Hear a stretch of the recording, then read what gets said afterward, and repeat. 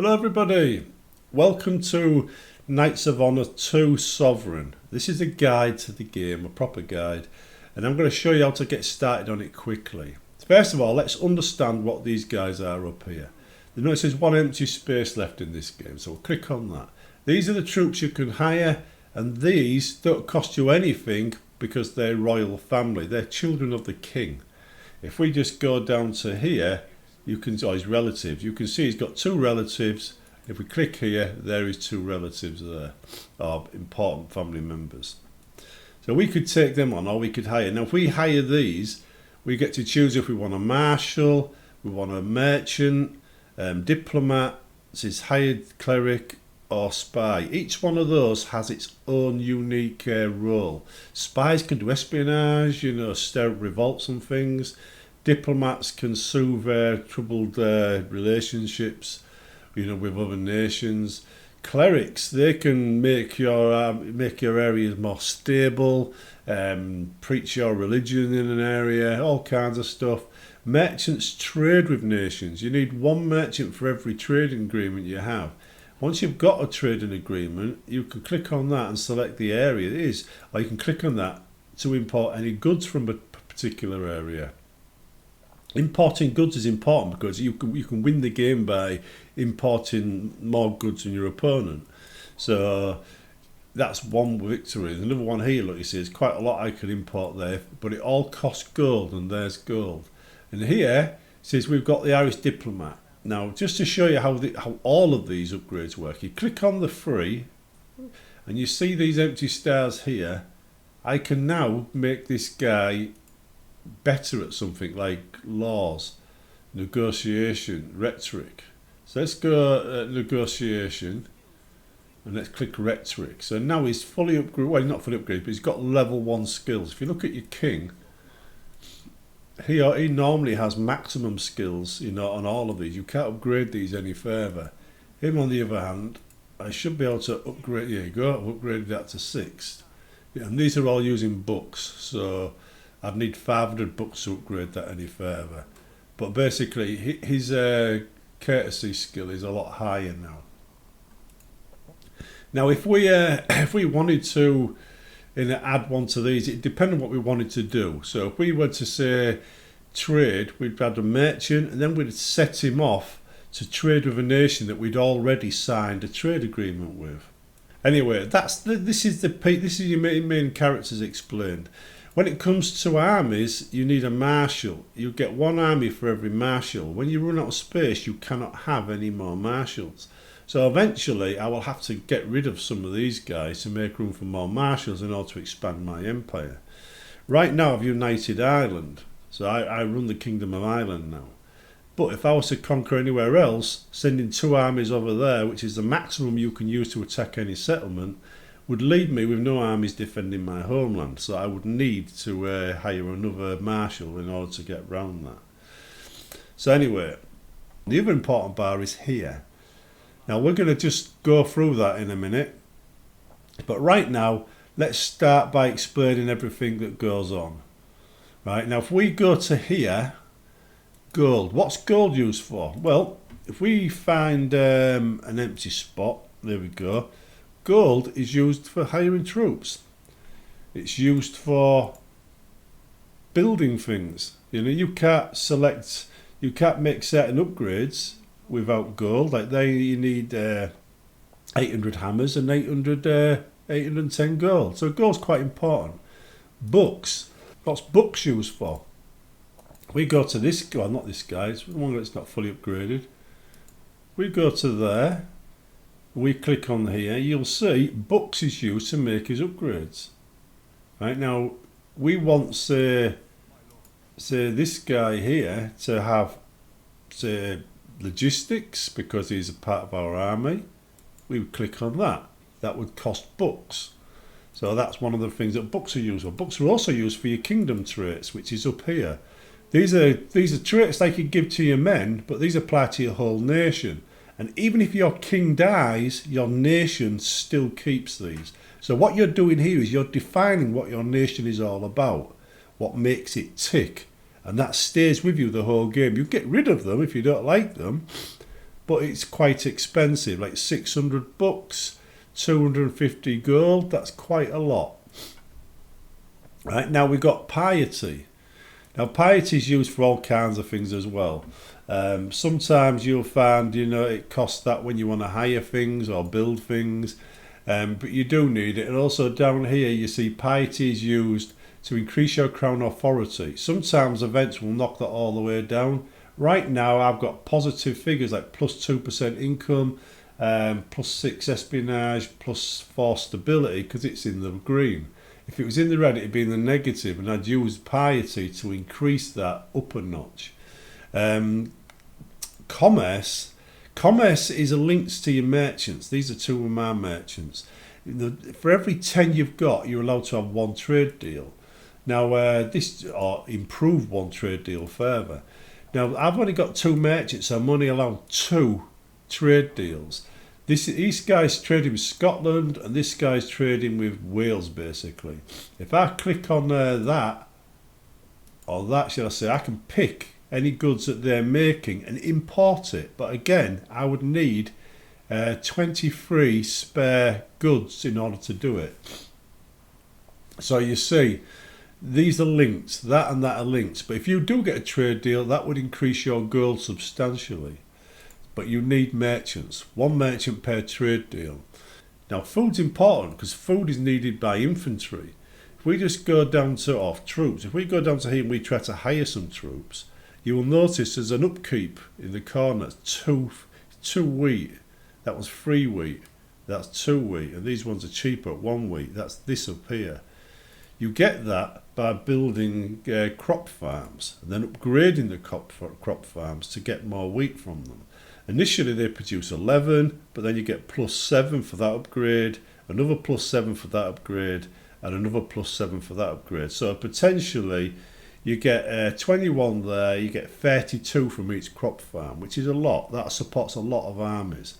You can export anything you don't use, and then whoever you export it to will use it to create more armies. Like this guy's used it to take Newcastle from the English, so we helps him there. Now if we were to attack this area here ourselves, we own this, but we to attack it, then obviously raiding all the farms with our armies before attempting to take a town would deny them 4 food, 4 food, 4 food and 4 food. In other words, they'd be 16 food down before we got to their settlement. That means they wouldn't be able to feed their troops or their citizens, so the settlement would fall quicker. We'd obviously take some damage doing this, but that's how you take a settlement, especially a tough one, is you get rid of its supply first. Now, the levies here are used to determine your troops as well. So these 3 here, gold, wheat or food income and levies, these are the important things for your armies.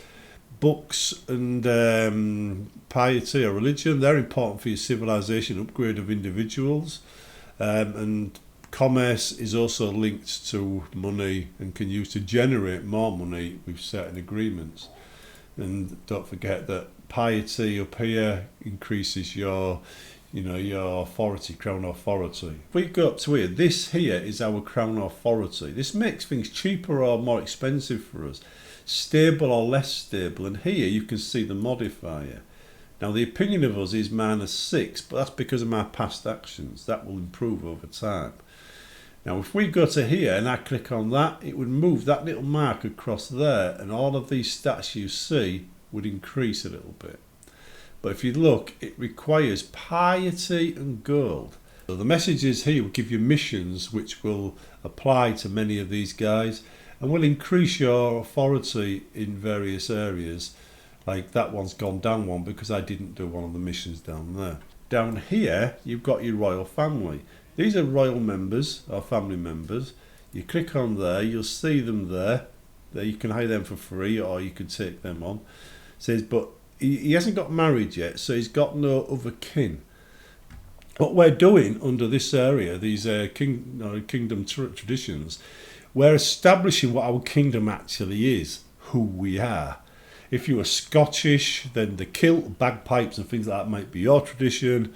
I'm Irish, I've started out with, well I'm not Irish really, but I'm playing Ireland, so theology. Now, let's look at the cities now, shall we? Well, in order to actually increase these and to hire troops and everything else and to have an army strong enough to do anything, you need to build buildings. First of all, to get troops, you need to build a barracks and then you need to upgrade it. These upgrades here allow you to hire various troops. That's archers, they're spearmen, they're swordsmen. That would be knights or horse or cavalry. And this is town guards. And we want a town guards because that defends our town against attack, so we'll take that. Now if we go to Dublin, houses in Dublin, you can make that upgrade. It increases the population, that's these, by 2. So that would have been 10 if not for that upgrade.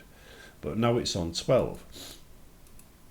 Now we've added brothels, which increases money by 8. We've added aqueducts, which increases population growth by 10 and adds 1 happiness. Happiness increases your stability. It appears as +8 happiness there based on all factors. That means it's less likely to revolt. This is important. So when you're building houses, you not only get money, increased population, but it also makes that province more stable. So houses do a lot, especially when you upgrade them all the way, because you can see there you're even getting more gold, more happiness and more fame and more people when you get the larger houses. And moving over to Marketplace. Marketplace increases mostly money but also a few other things. Like if we go to Marketplace straight, we get +2 almost everything. We get +4 happiness, +2 gold, +1 book, +2 commerce and +2 people. So that goes up by 2. The gold goes up, the books go up, but your commerce goes up. Now if you've got your merchants out, trading with a nation that's signed a trade agreement with, because you've got to sign a trade agreement first, he can then go and trade, say, with Scotland if you've got a trade agreement. That would take up 10 commerce. So you need to have 10 commerce available there for that to work.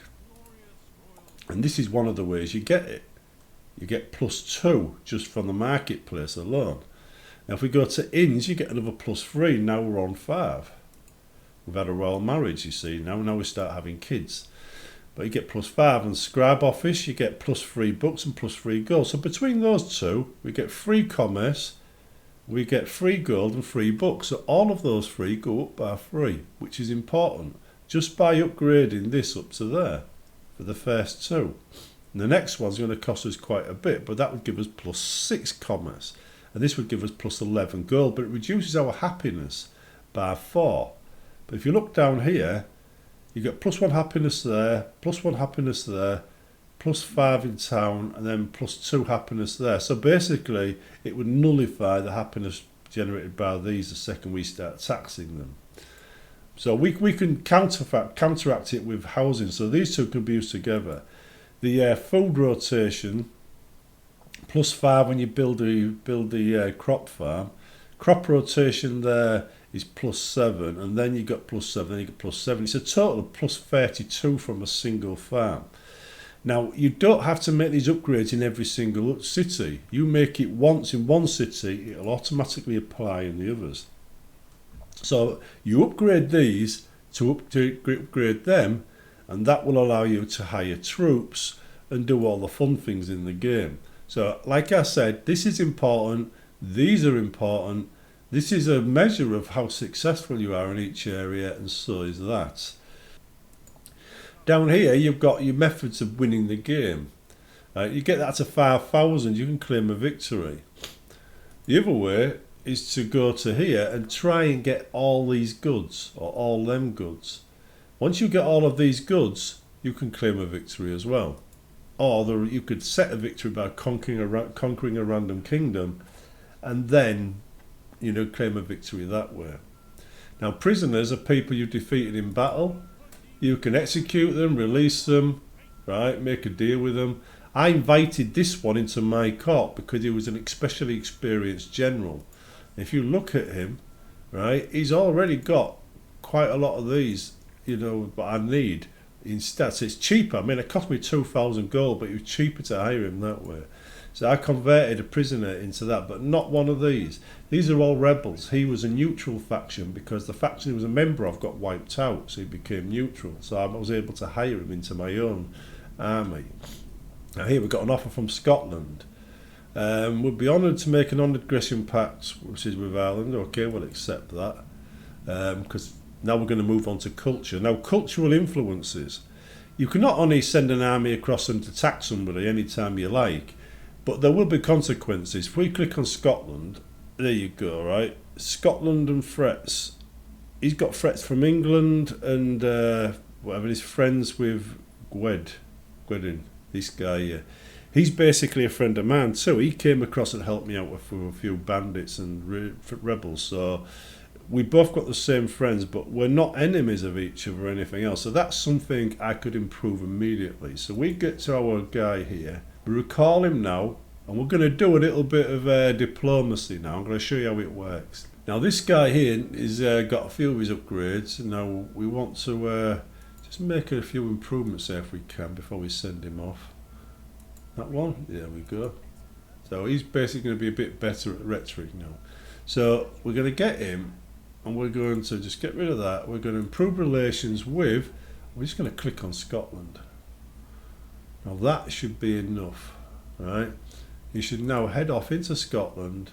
There you go, improve relations, and that will make us into allies of Scotland, which means we can all aim at defeating England. So that would be now expanding trade. Now this is what is going to use commerce. If we go to expand trade, it'll expand trade with these guys here. That one there. So we'll do that. That will in turn increase our money over time, which is a good thing. But it will use up our commerce here. But we can only trade with nations we have enough merchants to trade with. We've only got 2 merchants, so that's only 2 trade routes. If we wanted more, we'd have to hire more merchants. Oh, there we go, we've got Prince born. Now, a prince is born from the marriage, and what do we want him to be? We don't really want our kings being warriors, right? But we do want him to be other things. So we'll make him into a cleric, right? That way he'll be holy. Because I'm going down the church route on this a little bit. So anyhow, we're trying to improve our relationship with them. We've improved our relationship with these guys. It's England who are a little bit violent towards everybody. So what we'll do is we'll build up a relationship with these two, and then we'll use culture to do the rest in some of the areas. Now what is culture? Oh, this is culture down here, the 2 laughing faces. Now if we look here, we click on there, that's actually, there's a bit of an issue, so I won't click, I'll just hover over the top. That's 100% Irish, that's 88% Irish, 100. If we click on here, that's 100% Scottish, and these are 100% English. And these are 100% Welsh. What we want is our culture to affect these settlements so they become more like us. That way we can start increasing rebel activity and maybe overthrow them without even trying. Now we need to improve our clergy as well. So we're going to go to appease clergy. That way that will increase that if it's successful. Now the culture thing requires us to build things up and make certain kingdom decisions. So we'll go back, right, and we'll start making some decisions, right? Like over here, we don't need that there, so we get rid of that. That's the barracks gone. Instead, we've got woodwork. We're gonna build a few other things. Now we don't have a church there, so we're gonna have a church there for starters. Now we're also gonna build a horse ranch there. We build these up. We got more to trade. Everybody's happy. Clergy's got up there, so we've already made a difference to the way the clergy actually thinks of us. We're going to get that into positive numbers eventually. But now my primary interest is getting this upgraded. I need to get these upgraded in order to get the troops I want, right? So if I can get that, I can make another upgrade here, right, which would allow me to upgrade and add things like Lord's Castle and things like that, which unlocks all kinds of things. Here we go, the Lord's Castle. It starts with the barracks, which it doesn't have in this region because I've just got rid of it. Right, you've got the Lord's Castle, which is going to give us barracks, 5s, castle watches, wardens, watchtowers. That makes it harder for them to conquer the province by raiding things. And then you've got the Lord's Armoury, That is the one that gives us heavy and elite units. And at the top, we've got, what was it? It says seats of power. Stability, all neighbours, provinces, fame, etc. Now, it all starts with barracks, then you make these upgrades. Well, you don't necessarily make these upgrades, you can take these upgrades. But barracks there gives you troops, these unlock everything else. These aren't upgrades though, these are all individual things you can build under military. If you click on your army, you'll see it's got 100 there. If I click on here and I add that, it's now gone up to 200. That's how much time he can spend outside of my territory. Now look at that, new king. He can spend outside my territory, right? Basically, that'll tick down. When that gets to 0, my army starves. So this guy here now has 200 available logistics to stop him from starving to death. But while you're looking at this though, understand that all of these men here, all are upgradable. Your king will die off. His family members will replace him. In fact, there's no family members there. They'll all have a little crown next to him. When he dies, a family member, right, maybe one of these guys, will replace him, and then they will die off. The rest of these guys don't die off. They will always be there for you. So you can upgrade these, spend all your points on them, knowing that they're never going to get worse. He will be with me unless he's killed or captured. So this guy here, the spy, if we go there, infiltrate a kingdom, for 250 gold, we could infiltrate, say, England and keep an eye on them. So we'll do that now, and I'll show you how that works. Now, other than conquering and culture, you know, having the culture slowly take over an area and expand your influence, spies allow you to weaken nations, make them slowly turn on their king, more likely to rebel and then break up into smaller groups. Marriages are the same. You could there's another one, look, that we need to do these to increase that. Marriages will allow you to make political, align yourself politically with another nation. But if your king dies, the marriage may lead to that other nation putting in a claim into your areas of your nation. So if you say no, then you're instantly at war with them. If you say yes, then you've given them part of your nation. So the politics of this era is actually fully included in the game. You can sit back like I'm doing here and just use politics from now on to conquer the rest of the world if you want, by being a bit clever about it. Weakening your opponent and everything can also lead to your spy being captured. Now he's infiltrated a kingdom. You can see, we can see that kingdom and what's going on.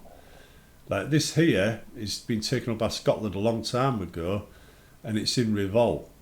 This land means the kingdom is revolting. So Scotland are struggling to keep hold of it. They need to send a cleric in there to stabilise the area. Until he does that, or force of arms to squash the rebels. You know, it says rebellious Scots to crush, as the national anthem used to say. But anyway, this is England, and these are the things. England's always quite a powerful state in its own right. It's got a lot of cities, and left to its own devices, it will just conquer everything. So we really need to pick on England and be a bit nasty to it. Now this guy here, because he's infiltrated, we'll get messages down the side here that tells us what we can do.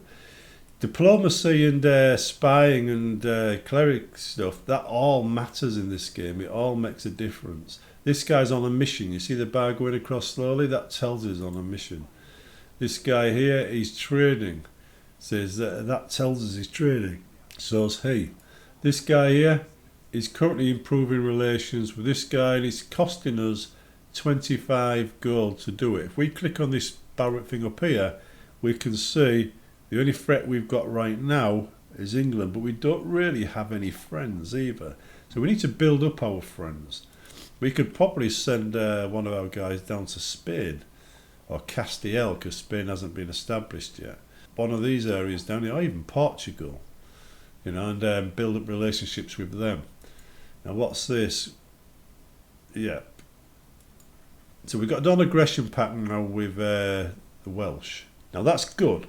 Ordinarily I would conquer them, but then if I conquered them, England would attack me. Now we could provoke a war between England and Scotland. That would cost us quite a bit of gold, but that would be a good idea, so I'm going to think about that.